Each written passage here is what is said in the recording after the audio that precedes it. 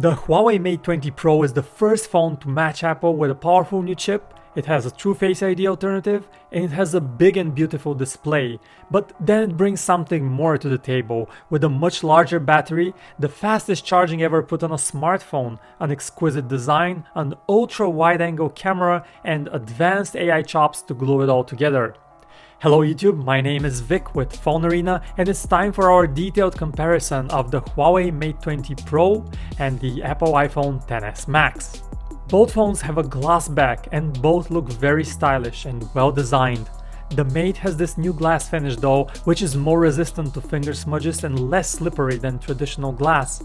Plus, if you try to scratch it with your finger, it makes this sound as if you are rubbing a vinyl record, which is really cool. One more thing to mention, both phones lack headphone jacks. The Mate comes with a USB-C to 3.5mm dongle, while the iPhone doesn't even have that in the box anymore. First though, let's talk about the screens. Both are OLED displays of about the same size with rich, vibrant colors and both look very sharp and detailed. The screen on the Mate is gently curved at the edges and it has a slightly bigger bezels at the top and the bottom, while the iPhone screen is flat, but both have a prominent notch. Speaking of the notch, you can mask it on the Huawei phone if you don't like the look, but you lose a bit of screen space at that. There is a reason for the notch on the Mate though, unlike on many other Android phones. It houses a brand new 3D face recognition system that works almost exactly like the one on the iPhone. You have a dot projector, a flood illuminator, and an infrared sensor that work together to create a detailed map of your face. We tried using Face ID on the Mate and it worked quickly and reliably, just like on the iPhone, so good job Huawei. But the Huawei has more than just Face ID. Hidden under the screen lies an invisible fingerprint scanner. It's not quite as fast as a traditional one and you need to hold your finger for a while to get a good reading, but it nonetheless feels quite magical. Now turning over to performance, these happen to be the only phones in the world right now that have new generation 7nm chips inside them. This means big, double-digit improvements in performance over all other existing phones out there, and both do indeed feel fast. But the real contest between these two is in the cameras.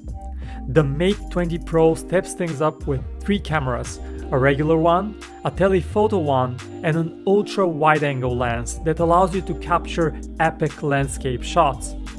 The iPhone lacks the ultra wide view, but has the other two. Plus, it has the smart HDR feature that gives it impressive rich colors that are hard to match. We'll put these to the test very soon, so stay tuned for that comparison. The other key area of a good smartphone is battery life. The Mate has the advantage of a bigger battery than the iPhone here. Huawei has even built a cool new feature around the huge battery, and you can now use the Mate as a wireless charger that would top up other phones. Enable the feature in settings and then you just place the other phone back to back with the Mate and it will charge up. This works instantly with any phone that has wireless charging, so you can even charge up an iPhone with the Mate 20 Pro no problem. Huawei also takes things further with a new Huawei supercharger that comes in the retail box with the phone and delivers a whopping 40 watts of power, while the iPhone doesn't even include a fast charger in the box, which is a shame.